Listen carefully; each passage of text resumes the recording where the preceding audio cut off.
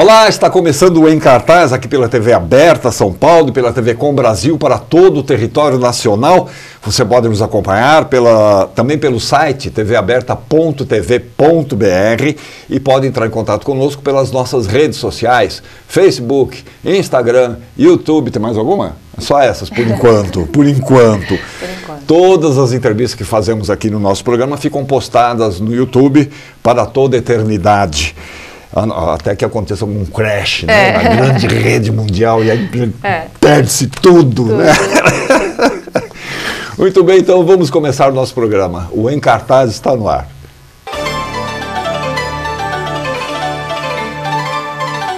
Olha quem está aqui com a gente, Aline Filoccomo. Filoccomo, bella. Filoccomo, isso. Italiano, Grécia, por aí. O significado é filoscomo, amigos de festa. Oh, filoscomo. Que bonito, filoscomo. Virou Filoccomo.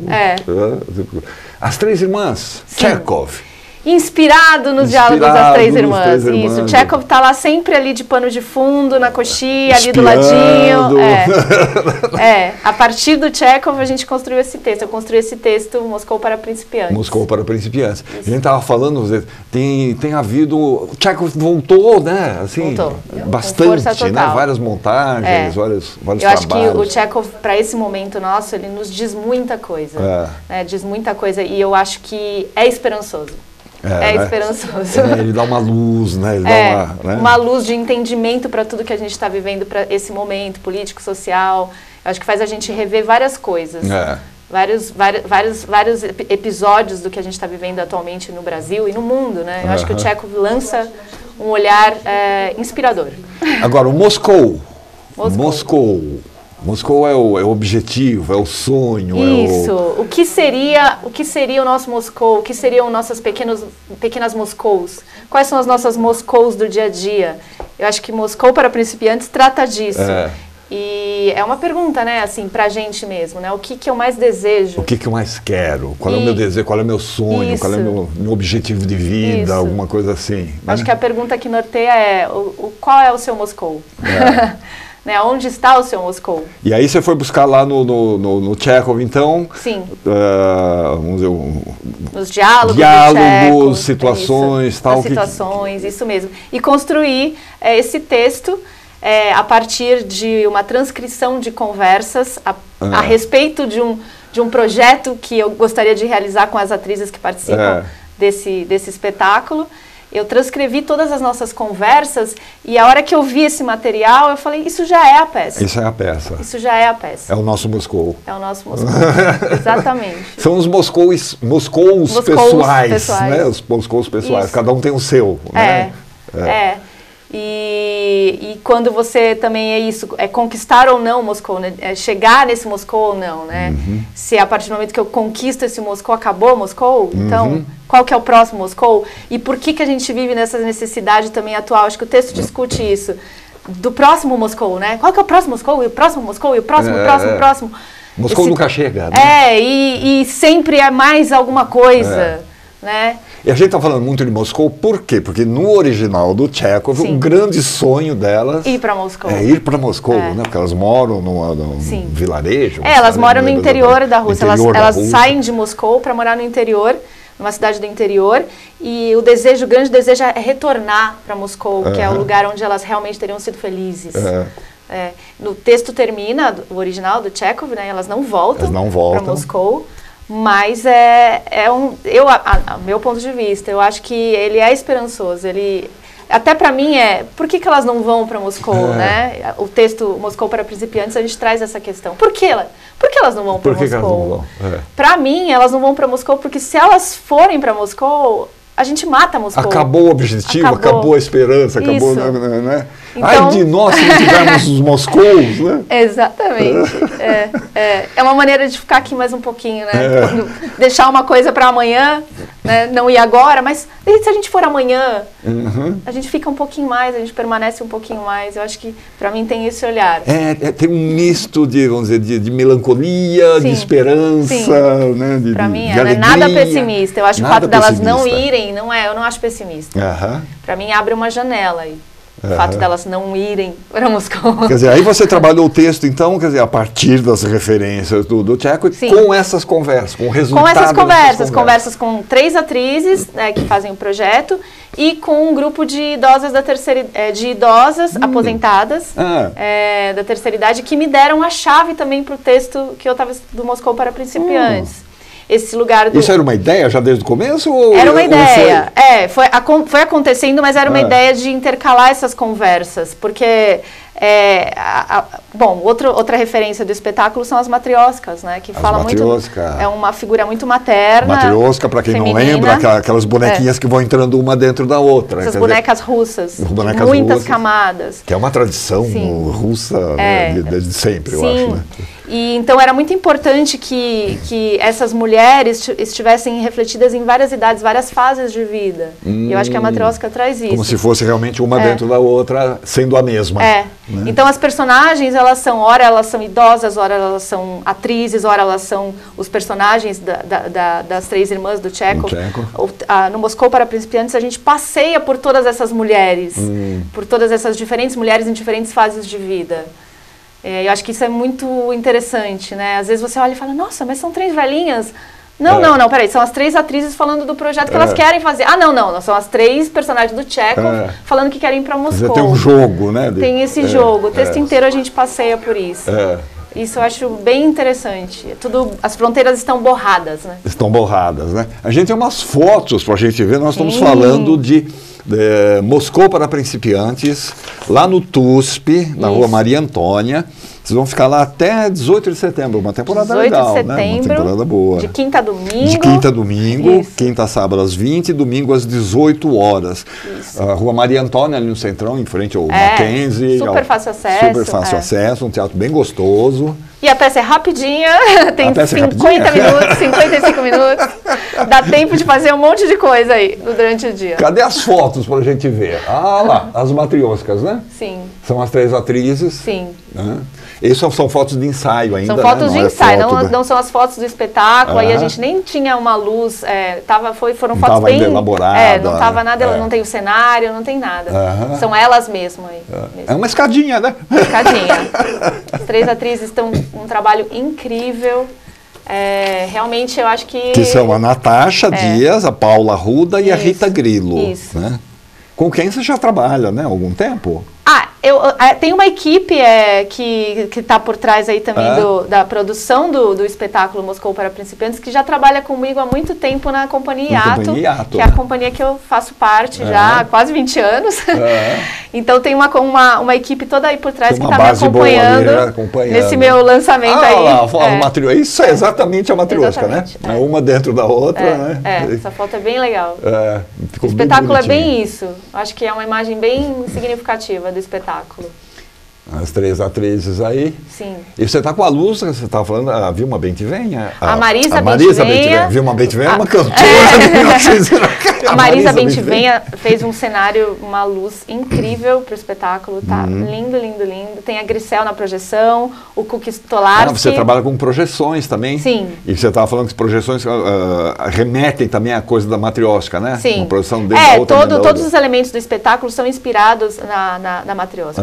Todos os elementos, cenário, figurino, atuação, projeção, trilha sonora, todos têm muitas camadas. O texto, todos, tem muitas... É um atropelo, é uma avalanche. É uma avalanche. Você fica assim, ó. Fica assim. Meu Deus.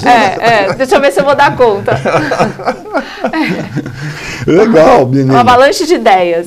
Então, Moscou para Principiantes, no TUSP, Teatro da Universidade de São Paulo, Rua Maria Antônia, acho que é 294, se não me engano. 294, ali em frente ao Mackenzie. De quinta a sábado, às 20 horas, domingo às 18 horas, até dia 18 de setembro. Isso. Maravilha. Aline! Obrigada, Cílio. Um abraço nas meninas lá. Sim, Marisa, obrigada mesmo. todo mundo, tá bom? Sim. E merda, né? Merda! Mais uma trajetória que se inicia aí. Mais uma trajetória que se inicia. Muito bem. Deixa eu ver aqui. Tem uma chamadinha aqui para fazer. Penélope Cruz e Ricardo Bandeiras estão entre nós. Calma, Fernanda. É só um filme, tá? É uma nova comédia chamada Concorrência Oficial. É a história de um bilionário que tem medo de ficar esquecido depois de morrer. Então ele resolve fazer um filme, tem dinheiro, mas resolve fazer um filme sobre a sua vida. Daí ele contrata alguns dos melhores profissionais de Hollywood, mas eles têm alguns problemas ali uns com os outros. O filme chama Concorrência Oficial. Vamos ver o trailer?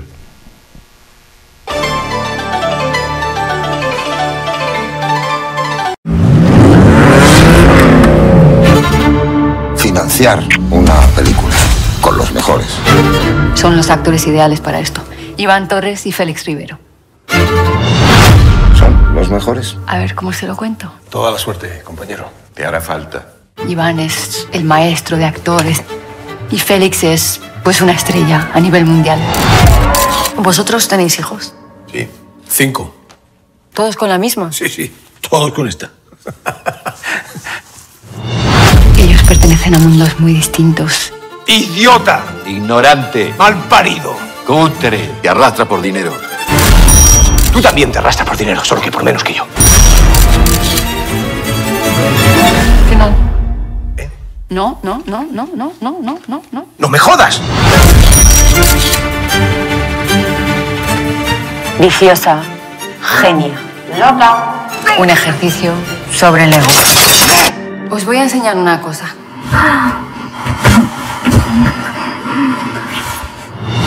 Hija. Excelente.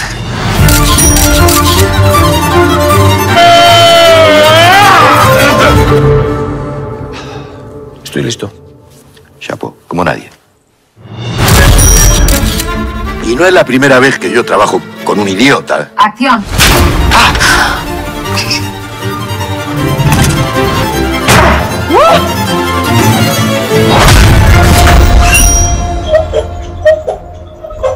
Un momento, no termina aí. Falta el desenlace.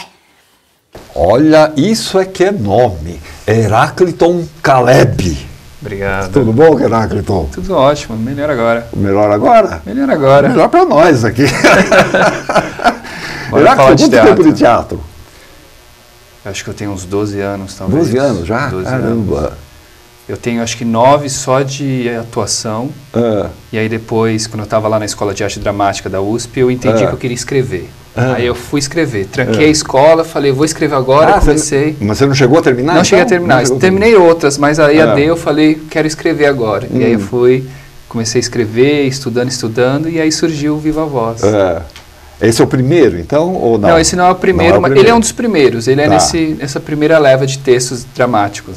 Você tem muita coisa... Agora eu comecei a escrever muita coisa depois, assim, nessa fúria, desse ânimo novo de escrever, eu fui escrevendo.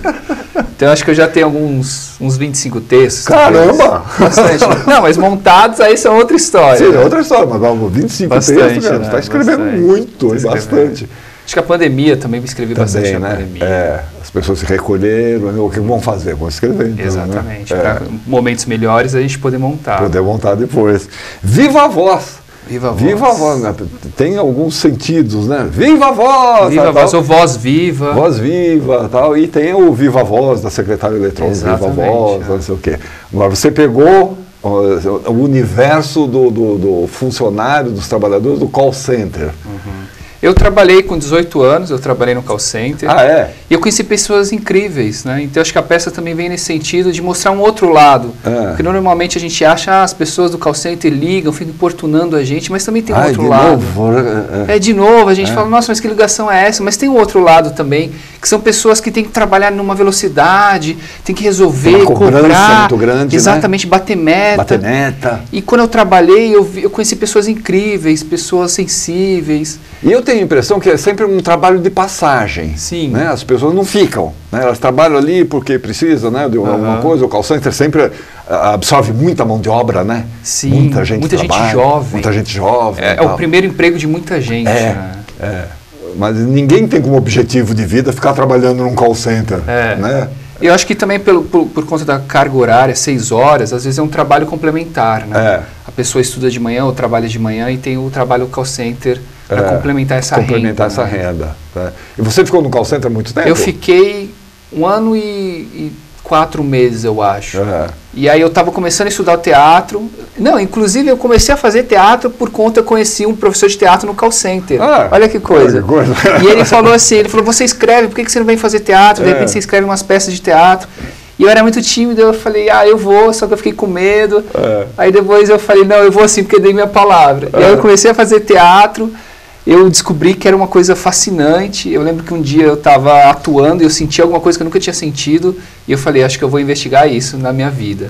E aí eu saí do emprego do call center, pedi demissão mesmo e fui estudar teatro, sabe? E era uma empresa de call center ou era um call center de uma empresa? Era uma empresa grande que prestava serviço para várias empresas. Uma empresa grande que ficava em Barueri. E prestava serviço para seguradoras, né? Então o nosso não era necessariamente esse de cobrança, esse que é mais comum, conhecido. Mas a gente comunicava o sinistro, né? Quando dava alguma coisa errada com os carros eram roubados ou batiam, né? Então acho que era um pouquinho mais tranquilo. Acho que até por isso eu tive muitos amigos, eu fiz muitos amigos, porque era mais possível conversar, estabelecer relações. Qual é o pior trabalho de um call center? Eu acho que é o horário. Eu acho que tem o horário da tarde ou o horário da manhã.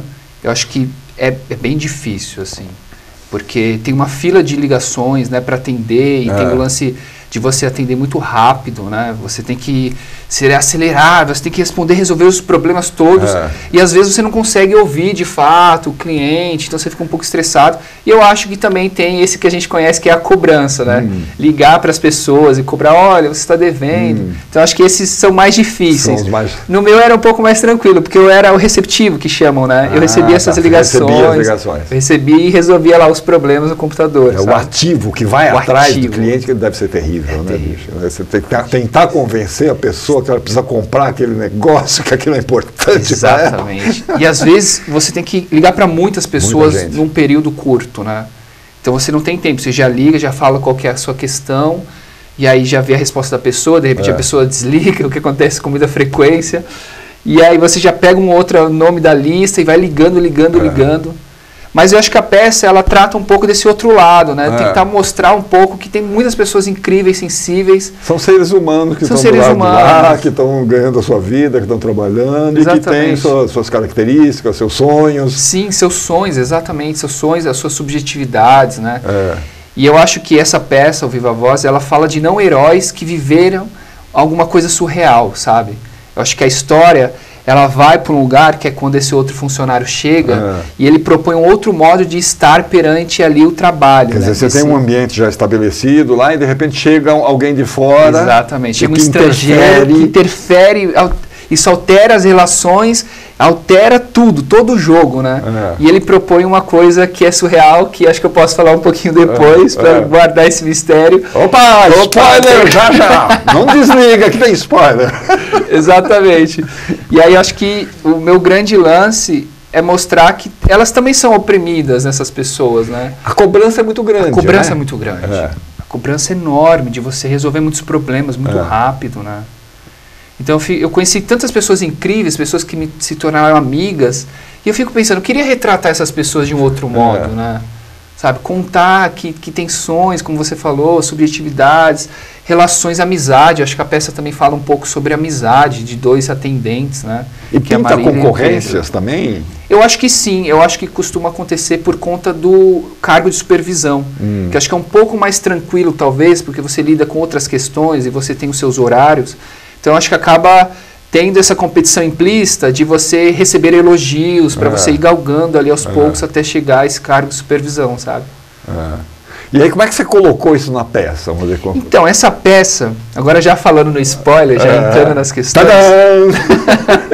eu tive um sonho uma vez que era o seguinte, pessoas trabalhando em escritório, e de repente essas pessoas iam se despindo das suas roupas, iam tirando as suas roupas. Eu imaginei essa situação curiosa, que é você, de certo modo, ter essa liberdade em um ambiente que é um pouco mais opressivo, sabe?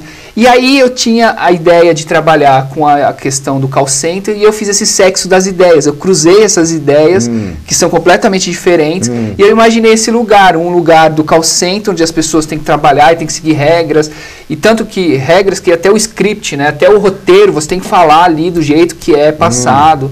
E eu imaginei se essas pessoas se recebessem um novo funcionário, e esse funcionário em um modo subjetivo, num arrobo de sensibilidade, tirasse a roupa, mas não no modo sexual, sabe?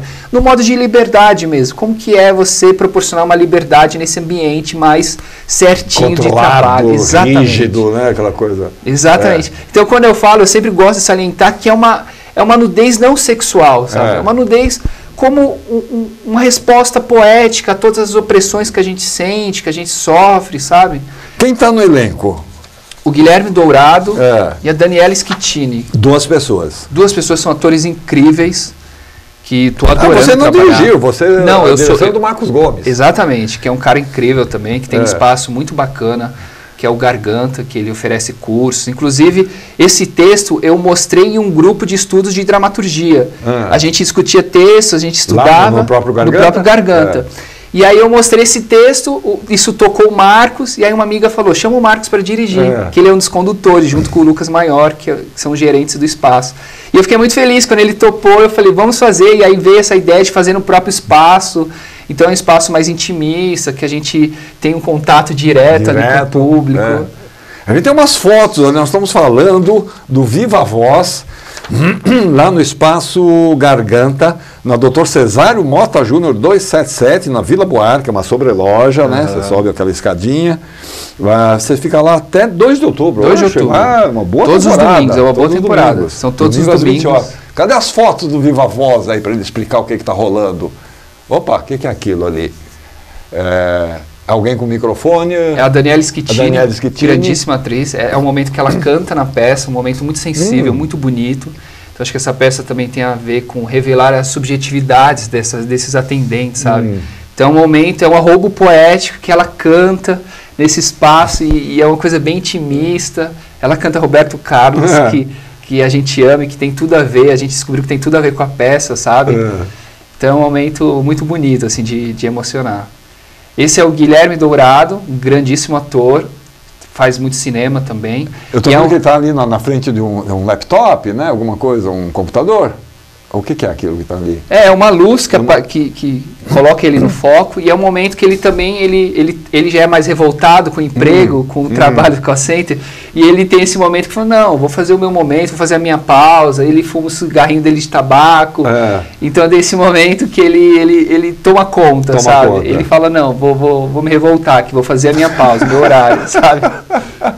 E aí essa foto mostra essa amizade que surgiu entre os dois. Que é uma amizade muito bonita. Se conheceram lá, praticamente. Exatamente, se conheceram lá. Tem uma diferença de idade, então também é interessante isso. E é muita gente, né, normalmente nos call centers, Sim, né? Muita gente. São aquelas equipes enormes, né? A gente vê fotos, aqueles mar de baias. Exatamente, baias enormes e longínquas, e você se perde. E aí tem uma coisa interessante, que a gente emula essa multidão no espetáculo, né? Eles respondendo, falando para várias pessoas, e também com som, com a sonoplastia, emula essas várias vozes, essas pessoas, esse turbilhão de chamadas. Então a gente também pensou nisso, assim, como trazer essa sensação desse lugar, desse espaço. E você olha aquilo lá, perde a individualidade. Exatamente. Né? Você olha aquele é um monte de gente, né? Exatamente, tanto que tem uma coisa, quando alguém recebe uma ligação, a pessoa não sabe quase nada, sabe que é um representante da empresa, mas o que se sabe sobre essa pessoa que liga? É um jovem, é um velho, é um velho. É preto, é branco. Exato, tem sonhos, não tem sonhos, é só uma voz. Então acho que a peça traz um pouco isso, assim, mostrar que há pessoas, humanos ali. E é um cara onde você descarrega a sua raiva, muitas vezes, né? Xinga e fala, como se ele fosse o culpado dos problemas que estão acontecendo na tua internet ou no teu... Como se ele pudesse se transportar e resolver o problema, exatamente. Ele é um coitado, não, puxa vida, um intermediário. Intermediário, está tentando resolver ali, né? Com as ferramentas que ele tem, os problemas. Né? Legal. Bacana, rapaz. Você pegou um universo, assim, que não é muito explorado, muito explorado, né? Acho que como eu tive essa experiência, o diretor também teve essa experiência, o ator também, o Guilherme Dourado. Também, pô. Isso alimentou muito o processo. A gente conversava sobre as experiências, sobre o que tinha tocado a gente, os traumas também, também, às vezes, não é docinho, né? E aí aquilo foi alimentando o processo, a gente foi entendendo que a gente precisava mostrar que são seres humanos, né? Que são complexos também, que não são somente vozes, né? Vozes desconhecidas e pessoas que simplesmente acordam, porque tem gente que acha que o cara do call center acorda ali para me infernizar e não é isso. O objetivo da vida dele é me infernizar. O objetivo da vida, entendeu?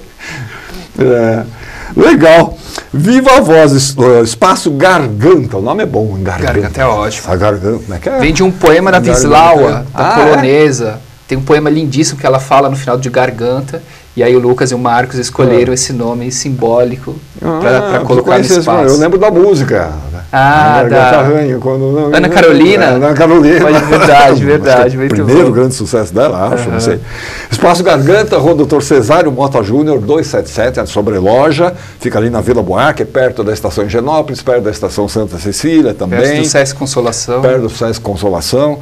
É uma região que está ficando bem gostosa, né? Cheio de barzinho, cheio de... muito gostoso. Né? Um lugar bem agradável. Tanto que as pessoas às vezes assistem uma peça do Sesc Consolação, depois descem ali naquela região, ficam conversando, é um lugar muito gostoso. É sempre aos domingos, às 20 horas, 8 horas da noite, até dia 2 de outubro, mas não vai prorrogando, não vai postergando, não, vai logo. Legal. Muito bom. Beleza, cara. Heráclito, grande prazer, cara. É um prazer foi meu, boa sorte lá. Agradeço o espaço. Merda, tá bom? Valeu, obrigado. Beleza. Deixa eu ver o que tem aqui. Vamos pro intervalinho agora. Começou a campanha de imunização contra o sarampo e a poliomielite na cidade de São Paulo. Crianças entre 6 meses e 5 anos, além dos profissionais da saúde nascidos a partir de 1960, devem tomar a vacina contra o sarampo. Já a vacina contra a polio é para crianças menores de 5 anos e viajantes. Mais informações sobre as campanhas de vacinação, acesse prefeitura.sp.gov.br/vacina Sampa. São Paulo, capital mundial da vacina. Neste momento, as equipes de Médicos Sem Fronteiras estão salvando vidas em mais de 65 países, levando ajuda médica às pessoas que mais precisam. Só em 2011, Médicos Sem Fronteiras tratou de mais de 400 mil crianças com desnutrição. Em Bangladesh, eu pude conhecer uma criança chamada Tumpa, de 7 anos, pesando 9 quilos. 9 quilos é o peso de uma criança de 1 ano. Rapidamente, nós iniciamos o tratamento. Em 2 meses, ela estava pesando 12 quilos.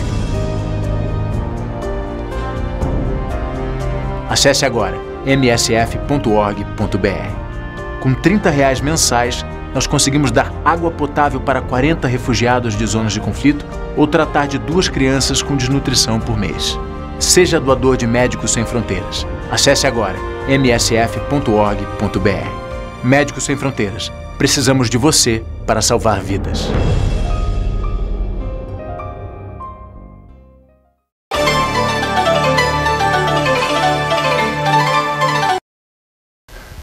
O que será que está acontecendo pelo Brasil afora em termos de shows, teatros, exposições?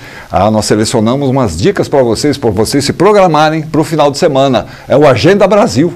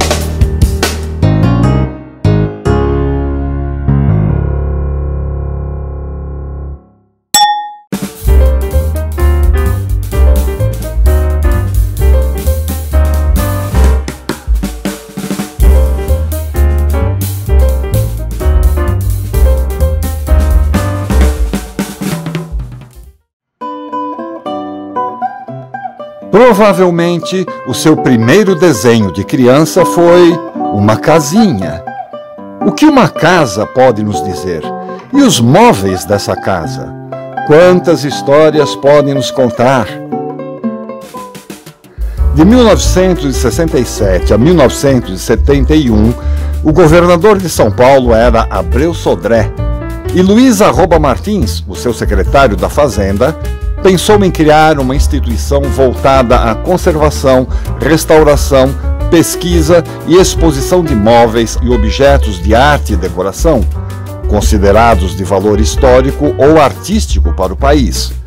Aliás, ele também idealizou o famoso Festival de Inverno de Campos do Jordão e o Museu de Arte Sacra.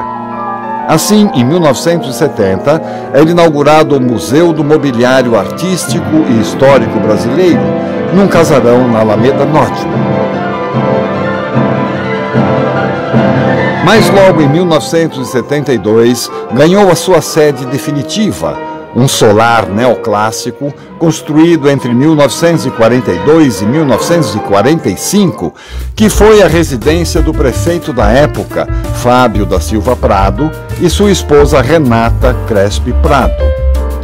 O casal viveu na residência por mais de 15 anos e agitou muito o local, realizando grandes recepções e hospedando importantes autoridades, como o príncipe Ali Khan, a rainha Elizabeth II e o príncipe Philip. Em 1968, a então viúva Renata Crespi doou o imóvel para a Fundação Padre Anchieta, que, por sua vez, cedeu o prédio à Secretaria da Cultura do Estado de São Paulo. O seu jardim é um capítulo à parte. São aproximadamente 6.000 metros quadrados, com muitas plantas, árvores exóticas e várias espécies de pássaros, um oásis no meio do concreto que o cerca. O acervo pode ser visitado em 2 exposições de longa duração. A exposição Remanescentes da Mata Atlântica e Acervo MCB apresenta painéis fotográficos e textuais que correlacionam as várias tipologias de madeiras às diversas espécies nativas existentes na Mata Atlântica, algumas centenárias, e que ao longo da história foram utilizadas na confecção do mobiliário nacional e até mesmo estrangeiro. O acervo MCB é uma viagem deliciosa onde podemos ver mobiliários, peças de decoração, utensílios. Mas as cadeiras são sensacionais. Como simples cadeiras podem nos fazer sentir tão em casa. Já a Casa e a Cidade, coleção Crespi Prado, mostra o uso residencial do imóvel que hoje abriga o museu e a sua inserção num território da cidade que testemunhou grandes transformações urbanas na primeira metade do século XX. A ocupação do interior é retratada por fotografias, móveis e objetos que revelam hábitos do casal, como o de oferecer célebres jantares e colecionar objetos de arte, porcelanas e pratarias de diversas regiões do mundo, ao lado de obras de Di Cavalcanti, Portinari e Brecheret. O museu conta também com um grande arquivo composto pelo fichário dos equipamentos da Casa Brasileira, Arquivo Hernani Silva Bruno, que traz 28.000 fichas com diversas informações, como relatos de viajantes, literatura ficcional, inventários de família e testamentos. Assim, por meio do estudo imobiliário de peças populares produzidas no Brasil ou importadas, dos hábitos alimentares, das formas de construção, além dos utensílios domésticos, é possível conhecer a história do cotidiano do brasileiro. Esse conjunto de informações está disponível no site do museu. Além das exposições, o museu promove debates e palestras sobre arquitetura e design, e ainda criou o Prêmio Design MCB, que tem o objetivo de revelar talentos e consagrar profissionais e empresas. O Museu da Casa Brasileira espera por você. Pássaros e aviões e no chão os caminhões. Passa o tempo, as estações, passam andorinhas e verões. Passe em casa, esperando.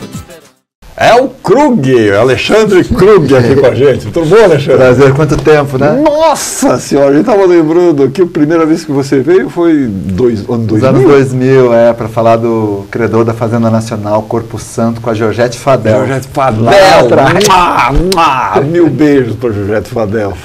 E depois você voltou, né? Teve uma outra peça que veio aqui, mas eu mesmo não vim, eu devia estar viajando, algo assim, e vieram os atores. Era uma dramaturgia que eu fiz ali, de uma peça itinerante no Trianon, na Paulista, que era sobre o tempo e a espera. Era bem legal. Essa eu estava já de dramaturgo também. E agora você está com o Beltrão. Beltrão, estou na dramaturgia também. Você enveredou mais por esse caminho da dramaturgia? Não, eu estou com os dois, estou com os dois. Sou ator, faço dramaturgia. Esse ano, aproveitando, vou lançar meu primeiro livro de poesia pela editora Urutau, né, que é um trabalho que eu sempre fiz, mas nunca tinha lançado nada em livro, e agora vai sair, e acho que se relaciona também com esse trabalho de dramaturgia que eu faço. Também, né? Com certeza. Agora, no Beltrão, aqui nessa peça que você está estreando, você pega uma temática muito interessante, que é essa coisa da influência, o domínio da tecnologia sobre a vida da gente, como é que isso mexe com o psicológico das pessoas, tal, não sei o quê. Isso é extremamente atual, né? É muito atual, e acho que com a pandemia se tornou assim mais evidente essa nossa relação simbiótica com as máquinas, com toda a tecnologia, né? Como elas mediam nossa existência, né? Mas eu acho que na verdade a peça ela fala mais além do que a simples relação com a tecnologia, né? Ela fala de uma relação com a própria o modo da humanidade produzir, né? A economia, o próprio capitalismo, né? Que gera essa nossa relação de dependência com a tecnologia, né? Porque senão seria só eliminar a tecnologia, estaria tudo bem, né? Bem, está resolvido. E não é isso, né? É como a gente chega nisso. Como a economia, como as economias, como o mundo, né? Está caminhando cada vez mais para esse lugar, né? Da tecnologia como capital mesmo. Sim, e como força motriz, né, do capital. Porque a virtualidade, a agilização da comunicação, ela acontece por quê? Porque o capitalismo naturalmente vai pedindo produtividade, né? Produtividade é agilidade. Então, tudo vai caminhando para tudo cada vez mais rápido, menos tempo, você patrão de si mesmo, você, né, 24 horas por dia online. Eu me lembro que quando eu era moleque... Não é a tecnologia em si, né? Eu me lembro que quando eu era moleque, meu pai me falava assim, do tipo, ó, no futuro, com a tecnologia, com as máquinas, com os computadores, o ser humano vai trabalhar cada vez menos. Cara, é o contrário. É o contrário, a gente fica cada vez mais escravizado. É o contrário. Cada vez mais cobrado. O que veio para nos facilitar, na verdade, de um certo ponto de vista, nos escraviza também, né? Você fica refém dessa...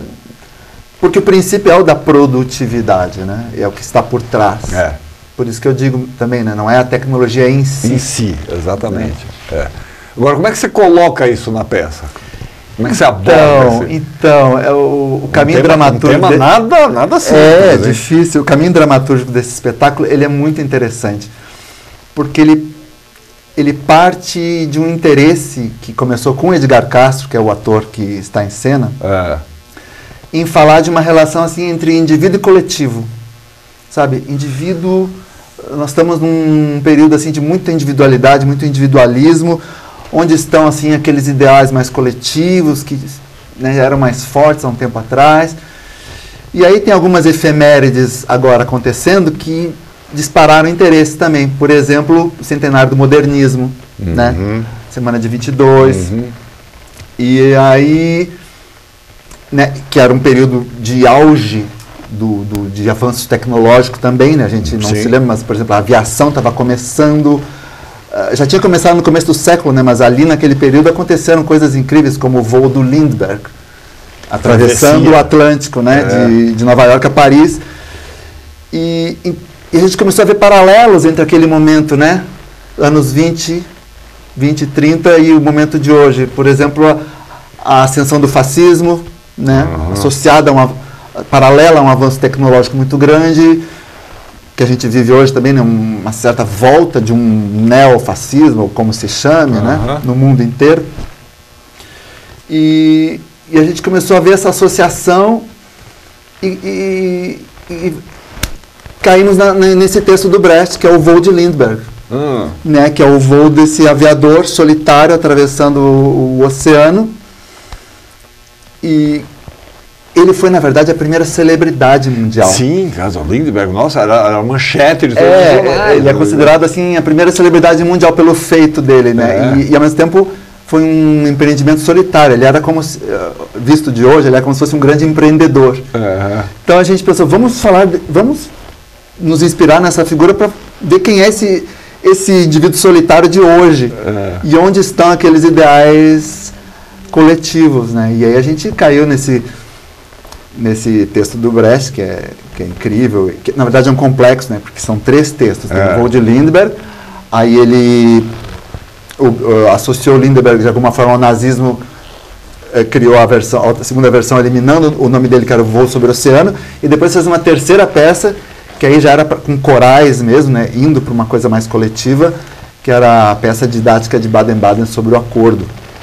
Então ali já estava dada essa dicotomia, individualismo e coletivo. E também a relação com a máquina, com o progresso. O Brecht era fascinado pelo uso das máquinas, pela tecnologia como forma de racionalidade na cena, né? Como forma de puxar a cena para algo mais racional, mais reflexivo. E essa coisa da máquina é uma coisa muito alemã também.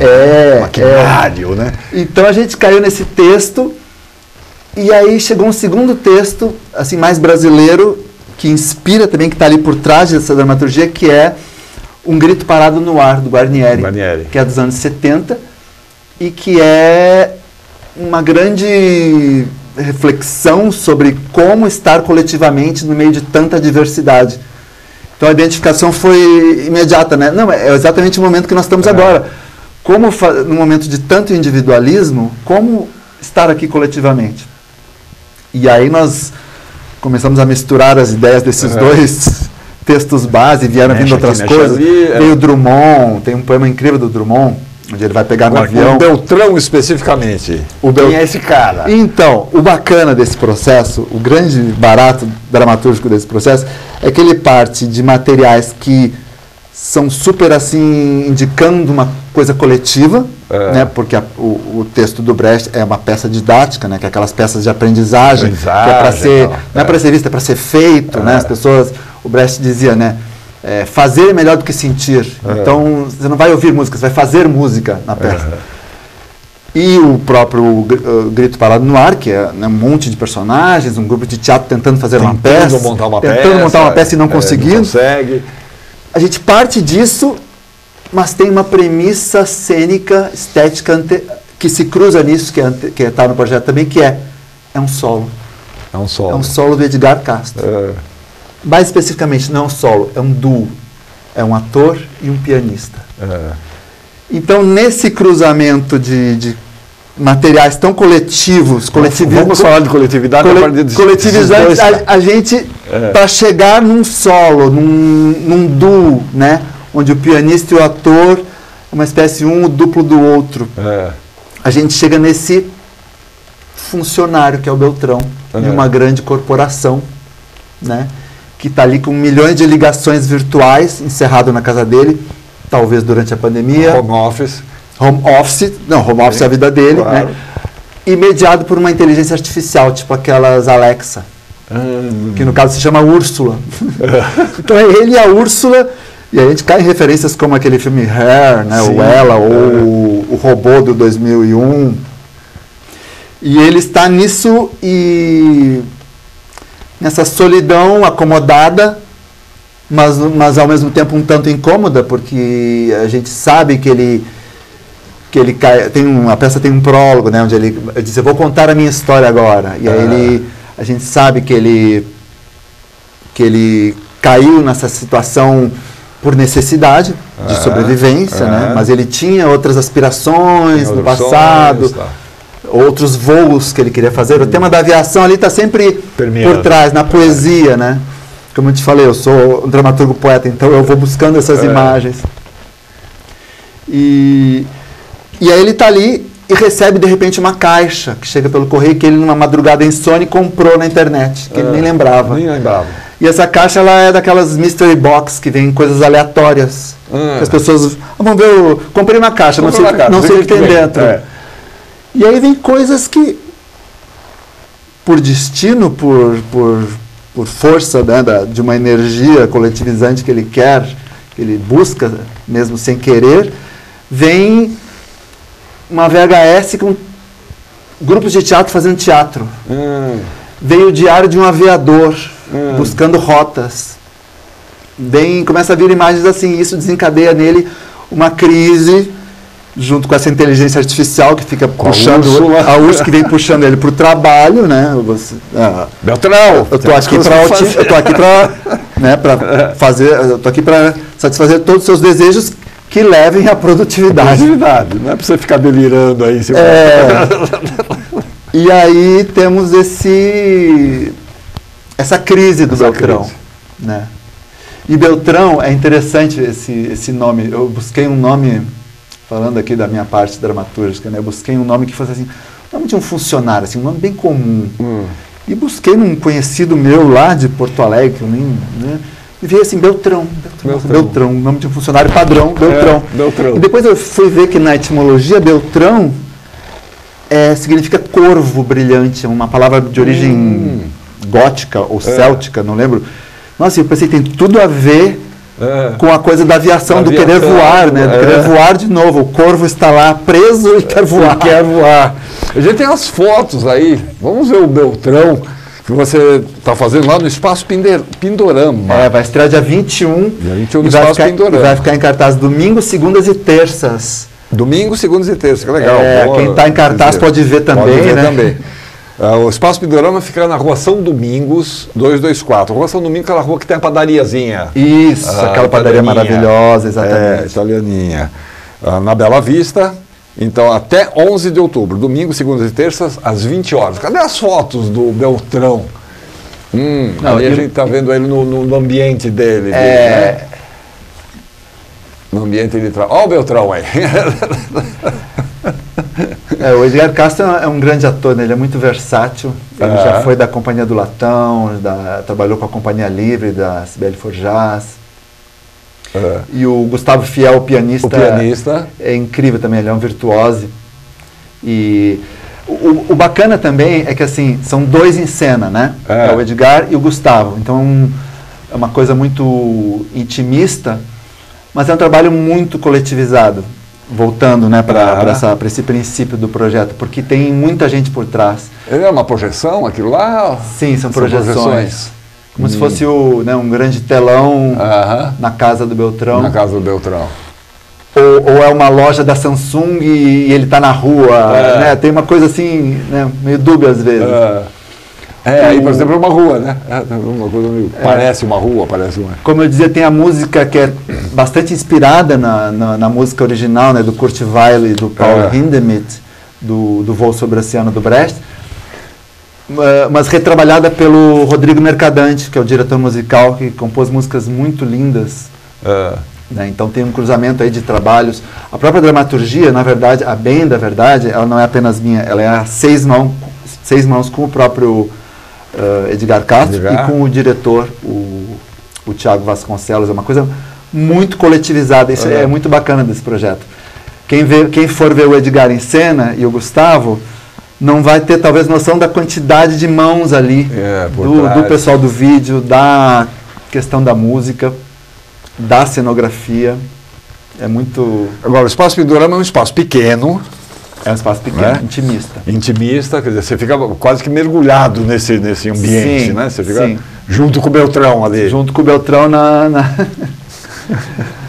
câmara dele. Na câmara dele, Legal. Então, até 11 de outubro, domingo, segundas e terças, sempre às 20 horas, Espaço Pindorama, Rua São Domingos 224, ali pertinho da padaria Italianinha. Beltrão.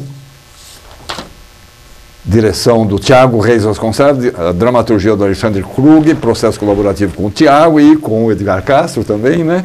Edgar no elenco e o Gustavo Fiel, pianista. Sim. Maravilha. O Gustavo é como se fosse assim, quase um duplo do próprio Beltrão, né? Que ele começa a ter, não delírios, mas ter escapes dentro do cotidiano tecnológico e de produtividade. Ele começa a ter escapes oníricos, né? Com essa música que é trazida pelo Rodrigo Mercadante. Pelo Rodrigo Mercadante e pelo Gustavo. Legal. Beleza, Krug.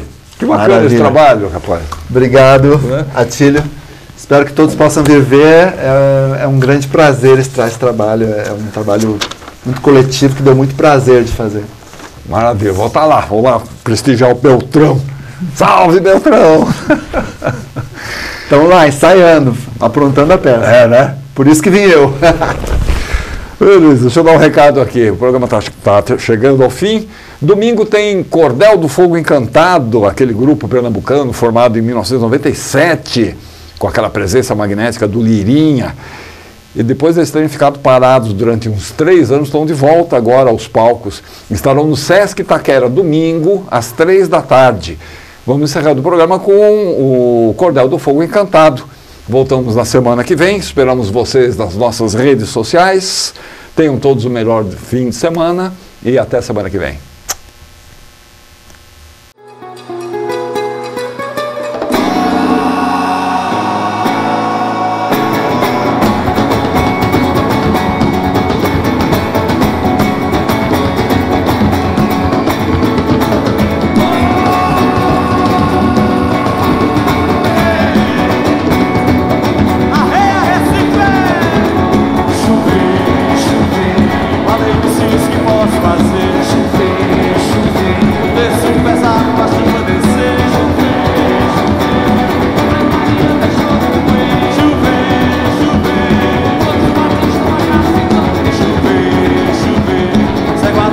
Peleja pra ver, e já que meu olho cansou de chover.